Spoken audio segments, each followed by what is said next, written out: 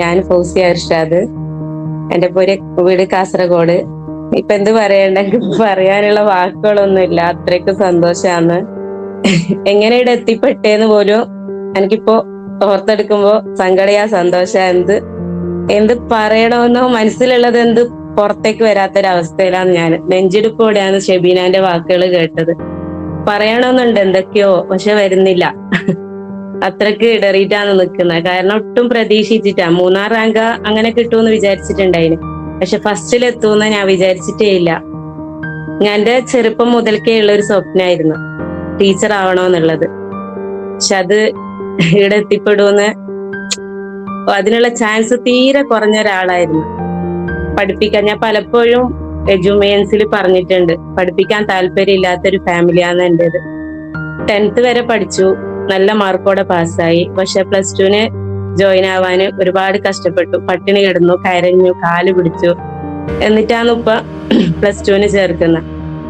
അതും കംപ്ലീറ്റ് ആക്കാൻ പറ്റാത്ത വിവാഹം, പിന്നീടുള്ള ജീവിതം അതെല്ലാവർക്കും അറിയാലോ. വിവാഹ ജീവിതം, കുട്ടികള്. അതിന് ആ ടീച്ചർ എന്ന ആ സ്വപ്നം അവിടെ വെച്ച് ഞാൻ മൂടി, ഒരു കുഴികുത്തി, എന്റെ മനസ്സിൽ തന്നെ ഒരു കുഴികുത്തി മൂടി വെച്ചിരിക്കുന്ന കുറെ വർഷത്തിന് 14 വർഷത്തിന് ശേഷമാണ് ഞാനും ഹസ്ബൻഡും റിപ്പോർട്ടർ ചാനലിൽ ഒരു ന്യൂസ് കാണുന്നതിന്റെ ഇടയിൽ നമ്മുടെ സേഫ് സാറിന് അതിൽ കാണാനിടയായതും ഈ ബാച്ചിനെ കുറിച്ചിട്ട് സാർ അതിൽ പറഞ്ഞതും അത് കേൾക്കാനിടയ എന്റെ ഹസ്ബൻഡ് എന്നോട് ചോദിച്ചു താല്പര്യമുണ്ടോന്ന്. അപ്പൊ ഞാൻ ഷോക്കായി. എന്റെ ഇഷ്ടമായിരുന്നത്, എന്റെ ഡ്രീം ആയിരുന്നു. ഞാൻ പെട്ടെന്ന് തന്നെ മറുപടി കൊടുത്ത്, നിങ്ങൾ ചേർക്കുന്നുണ്ടെങ്കിൽ ഞാൻ പഠിക്കാൻ റെഡിയാണോ. എന്ത് പറയണ്ട, അപ്പൊ തന്നെ സൈബ് സാറിനെ വിളിച്ച് ഞാന് എജുമിയില് ജോയിൻ ആയ അന്ന് മുതൽക്ക് ഞാൻ ഒറ്റക്കായിരുന്നെന്നാണ് ഞാൻ വിചാരിച്ചത്. വീടും കുട്ടികളും ഭർത്താവും അതല്ലാത്ത എനിക്കൊരു ലോകം ഉണ്ടായിരുന്നില്ല. കല്യാണത്തിന് ശേഷം ഒരു ഫ്രണ്ട്സോ ഒന്നും ഉണ്ടായിരുന്നില്ല.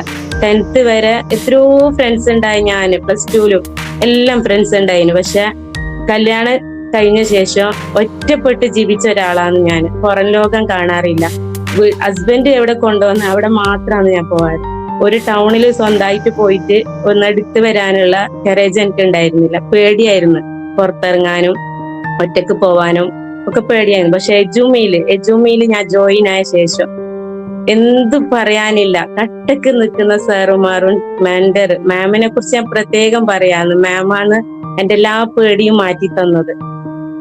ഞാൻ പലവട്ടം മാമിനോട് എന്ത് പറയുമ്പോ ഞാൻ പറയാം എനിക്ക് പേടിയാന്ന്, എനിക്ക് അങ്ങനെ ഇങ്ങനെയൊക്കെ പറയായിരുന്നു. പക്ഷെ മാം എന്നോട് കൂടെ പറയായിരുന്നു, പേടിക്കണ്ടെന്ന്, ടെൻഷൻ വേണ്ട, പേടിക്കണ്ടെന്ന് പറയായിരുന്നു. പിന്നെ അതൊക്കെ എനിക്ക് ഇന്ന് കിട്ടിയത് രജുമി എന്നാണ്. പിന്നെ അറിഞ്ഞോ അറിയാതെയോ എന്ത് പറയണ്ട, ഇതിൽ എല്ലാരും എജുമിയിലത്തെ എല്ലാ സാറുമാറും എന്റെ ഈ വിജയത്തിന് ഒരു ഭാഗമായിട്ടുണ്ട്. പഠിപ്പിക്കുന്ന കാര്യത്തിലായെങ്കിലും നമ്മുടെ അസസ്മെന്റിന്റെ കാര്യത്തിലും എല്ലാത്തിലും നല്ല ഹെൽപ്ഫുൾ ആണ്. പിന്നെ എനിക്ക് ഏറെ സന്തോഷം എന്തെന്ന് പറഞ്ഞാല്, എജുമിയെ കുറിച്ചിട്ട് കുറെ പേര് എന്നോട് പറഞ്ഞിട്ടുണ്ട്, ഓൺലൈൻ സ്ഥാപനമാണ്, വിശ്വസിക്കാൻ പറ്റില്ല, അങ്ങനെ ഇങ്ങനെയാണ്. പക്ഷെ എവിടെയും ഞാൻ പതറിയില്ല. എല്ലാരോടും ഞാൻ ബാധിച്ച് ജയിച്ചു.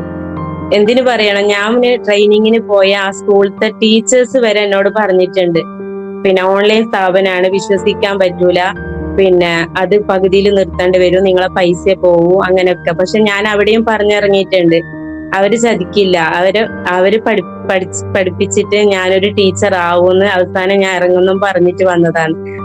ആ ടീച്ചേഴ്സിന് ഞാൻ ഇന്നത്തെ എന്റെ ഫോട്ടോ വിട്ടുകൊടുത്തിട്ടാകുമ്പോഴത്തേക്ക് എന്ത് ടീച്ചേഴ്സ് അവര് പറഞ്ഞു, എന്ത് പറയണോന്ന് അറിയുന്നില്ല ഞങ്ങൾക്ക്, നീ ഇവിടെ എത്തുമെന്ന് നിങ്ങൾ വിചാരിച്ചിട്ട്, അതുകൊണ്ടാണ് അന്ന് അങ്ങനെയൊക്കെ പറഞ്ഞത് എന്ന് പറഞ്ഞു എന്നോട് വിളിച്ചിട്ട്. അടുത്ത ടീച്ചർ വിളിച്ച് പറഞ്ഞതാണ്, നീ ഇവിടെ എത്തുമെന്ന് ഞാൻ വിചാരിച്ചിട്ടാ, നിന്റെ ടെൻഷനും ഒക്കെ കാണുമ്പോക്ക് ഒന്നും ആവൂലെന്ന് വിചാരിച്ചതാണ്, അതുകൊണ്ടാണ് അന്ന് അങ്ങനെയൊക്കെ ഞങ്ങൾക്ക് പറയേണ്ടി വന്നത് എന്ന് പറഞ്ഞു. അങ്ങനെ പിന്നെ എന്റെ വീട്ടുകാരെ സപ്പോർട്ട് ഉണ്ടായിന്, ഹസ്ബൻഡിന്റെ നല്ലോണം സപ്പോർട്ട് ഉണ്ടായിന്. മക്കളാണെങ്കിൽ എക്സാമിന്റെ ടൈം ആണെങ്കിലും അസൈൻമെന്റ് ഒക്കെ ചെയ്യുന്ന സമയത്താണെങ്കിലും ഓരോ ക്ലാസിന്റെ സമയത്തും എന്റെ അടുത്ത് പോലും വരാതെ നിൽക്കും മക്കള്. ഉമ്മ പഠിച്ചോട്ട്, ഉമ്മ ചെയ്തോട്ട്. ഹസ്ബൻഡും അങ്ങനെയായിരുന്നു. പിന്നെ കൂടുതൽ എന്താ പറയണ്ടേ, എജുമിനെ കുറിച്ചിട്ട് എല്ലാം ഷെബീന പറഞ്ഞു. അതന്നെ എനിക്കും പറയാനുള്ള. എജുമി ഇല്ലായിരുന്നെങ്കിൽ എന്റെ ഈ ഡ്രീം ഇവിടെ എത്തില്ലായിരുന്നു. എനക്ക് എപ്പോഴത്തെ പോലെ ഈ 15 വർഷം കഴിഞ്ഞതുപോലെ ഞാൻ ഇനിയും ജീവിക്കുമായിരുന്നു. ആരും ഇല്ലാത്ത പോലെ ഒറ്റപ്പെട്ടിട്ട് ഹസ്ബൻഡും മക്കളും വീടും കാര്യങ്ങളായിട്ട് ജീവിക്കുക. പക്ഷെ ഇപ്പൊ ഞാൻ ഒറ്റക്കല്ല, എന്റെ കൂടെ എജൂനിയേഴ്സ് ഉണ്ട്, സാറുമാരുണ്ട്, മെന്റർ മാം ഉണ്ട്. അവരാണ് എന്നെ ഇവിടെ എത്തിച്ചത്. ഒരു റാങ്ക് ഹോൾഡർ ആവൂന്ന് വിചാരിച്ചിട്ടേ ഇല്ല. ഈ ഏജിൽ നീ എന്തിനു പഠിക്കുന്നത്, അത് ശരിയാണോ? ഇനി മക്കളെയും നോക്കിയിട്ട് അവിടെ നിന്നാ പോരെ, മക്കളെ പഠിപ്പിച്ച് നിന്നാ പോരെ, ഇനി ഇതൊക്കെ വേണ്ടതാണോ എന്നൊക്കെ എന്റെ ബ്രദർ പോലും എന്നെ കളിയാക്കിയിട്ടുണ്ട്. പക്ഷെ ഞാൻ അവിടെ ഒന്നും പതറിയിട്ടില്ല. അവരെ മുമ്പിൽ ഞാൻ പലവട്ടം ക്ലാസ് കണ്ടിട്ടുണ്ട്, ഒക്കെ ചെയ്തിട്ടുണ്ട്. അന്നാ ഞാൻ പറഞ്ഞിട്ടുണ്ട് ഞാന് ജയിക്കും, ഞാൻ നല്ല മാർക്കോടെ തന്നെ പാസ്സാവൂന്ന്. എന്നിട്ട് കളിയാക്കലുണ്ടായിന്. എന്തിനു പറയണം, 1 മാസം മുമ്പ് പോലും ബ്രദർ എന്നെ കളിയാക്കിയിട്ടുണ്ട്.